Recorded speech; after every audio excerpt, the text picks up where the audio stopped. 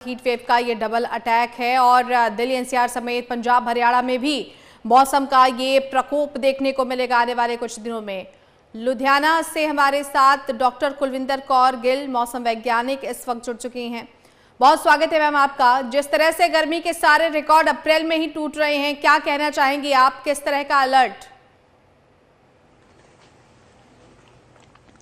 हाँ जी, हमने जैसे देखा है कि इन दिनों में जो टेम्परेचर्स हैं वो नॉर्मल से काफ़ी ज़्यादा चल रहे हैं और जो भारत मौसम विज्ञान विभाग है उन्होंने भी हमें वार्निंग दी है, जो मतलब येलो अलर्ट जारी किया गया है कि 7, 8, 9, 10 तारीख को जो पंजाब में और उसके जो बाकी जो साथ लगते इलाके हैं उनमें जो हीट वेव का इफेक्ट वो जारी रहेगा।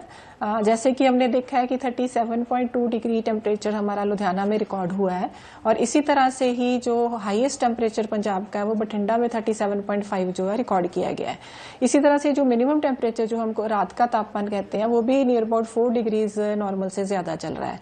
तो इस तरह से जो ह्यूमिडिटी है वो नियर अबाउट नॉर्मल है, लेकिन सनशाइन आवर्स जो है वो हमारे नॉर्मल से 2-3 आवर्स ज्यादा चल रहे हैं। सो इसका मतलब कहने का भाव ये है कि जो हीट वेव का इफेक्ट है अभी 3-4 दिन जो पंजाब में जारी रहेगा। मैम, इसके लिए कौन सी परिस्थितियां जिम्मेदार हैं? अप्रैल अभी शुरुआत है और देखिए मौसम में कितने चेंजेस हैं। होली तक ठंड लग रही है और अप्रैल के कुछ शुरुआती अगर हम दिनों की बात करें तो एकदम से जबरदस्त गर्मी पड़ रही है। ये कितना खतरनाक है आम जनजीवन के लिए और इस तरह के हालात क्यों बन रहे हैं? देखो, ये दो मतलब इन नटशेल्स तो हम यही कहेंगे कि ये क्लाइमेट चेंज का ही इम्पैक्ट है।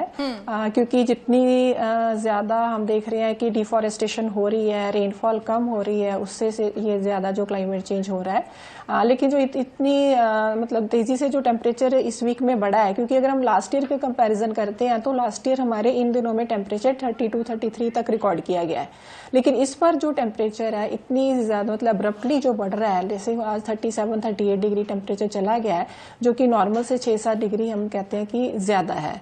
तो जैसे कि वेस्टर्न डिस्टर्बेंस इस बार काफी कम रहे हैं। हमारे रिकॉर्ड में देखा गया कि मार्च में भी ज्यादा रेनफॉल नहीं हुई है और अप्रैल में भी अभी तक कुछ भी मतलब एक दिन भी हमें रेनी डे नहीं मिला है। अगर वेस्टर्न डिस्टर्बेंसेस फ्रीक्वेंटली आते हैं तो उसमें से टेम्परेचर थोड़ा सा फॉल कर जाता है, लेकिन थोड़ा सा हमें लग रहा है कि 10th 11th को एक थोड़ा रिलीफ इसमें से मिल सकता है, क्योंकि एक डिस्टर्बेंस जो है वो पंजाब की तरफ अप्रोच कर रहा है, जिसके मद्देनजर जो क्लाउडीनेस रहेगी और आइसोलेटेड शावर्स हो सकते हैं। लेकिन ये 4 दिन में जो टेम्परेचर्स हैं वो इसी तरह से बढ़ते रहेंगे। लेकिन मैम, क्या आशंकाएं ये हैं कि 2024 जो कि सबसे गर्म वर्ष में से एक था, उससे भी ज्यादा 2025 में गर्मी देखने को मिल सकती है? इस बात की आशंकाएं हैं, संभावनाएं हैं?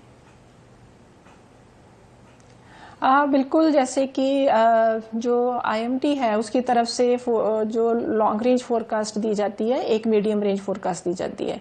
जो लॉन्ग रेंज फोरकास्ट होती है वो हमारे लॉन्ग टर्म का मतलब डेटा उसमें दिया जाता है कि जैसे आने वाले 2-4 महीनों में कैसे रहेगा।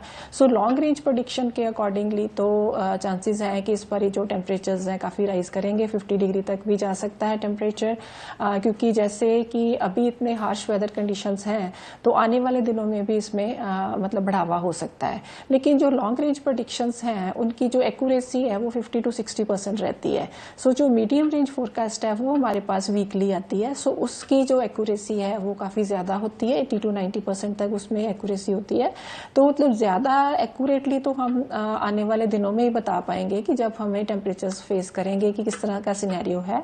लेकिन जो लॉन्ग रेंज प्रेडिक्शंस है उसके अकॉर्डिंग तो यही आशाएं जताई जा रही हैं कि इस बार जो समर्स है काफी हार्श रहेंगी।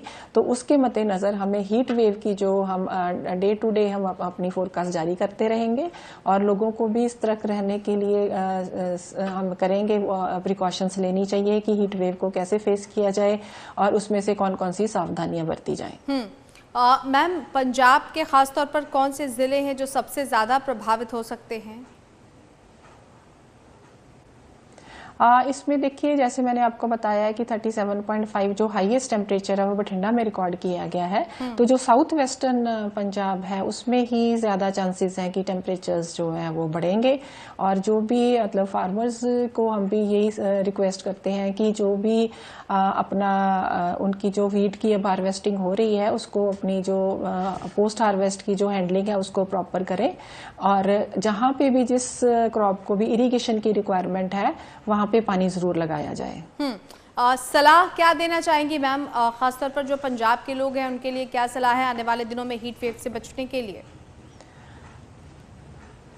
हाँ जी, बिल्कुल। अगर जैसे कि इस तरह से ही जो मतलब डे टाइम टेम्परेचर्स है बहुत ज़्यादा चल रहे हैं, हीट वेव का इफेक्ट जारी है, तो आम जो जनजीवन है वो उससे प्रभावित हो सकता है। तो जो लोग हैं उनको चाहिए कि एक तो जो अपना ज़रूरी काम है वो सुबह शाम अगर कर सकते हैं तो वो ज़्यादा उसको प्रेफर करें, और दोपहर को अपना इंडोर वाला ही काम जो है वो मतलब करते रहें ताकि बाहर जो गर्मी है उससे बचाव हो सके। और सबसे ज़्यादा इम्पॉर्टेंट है कि जो पानी का सेवन है या तरल पदार्थ है उसका सेवन ज़्यादा से ज़्यादा किया जाए ताकि बॉडी जो है वो डिहाइड्रेट ना हो सके।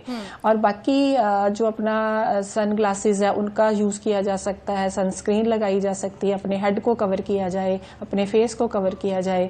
तो ये जो सावधानी है वो बाहर निकलते वक्त अपना ज़रूर ध्यान में रखा जाए। और ज़रूरी ये भी है कि जो ज़्यादा तली हुई चीज़ें हैं उनको अवॉइड किया जाए, और जो बाहर का खाना है वो भी इन दिनों में अवॉइड किया जाए ताकि कोई इन्फेक्शन होने से बचाव हो सके। चलिए मैम, बहुत धन्यवाद आपका हमारे साथ जुड़ने के लिए और इन तमाम बातों को साझा करने के लिए।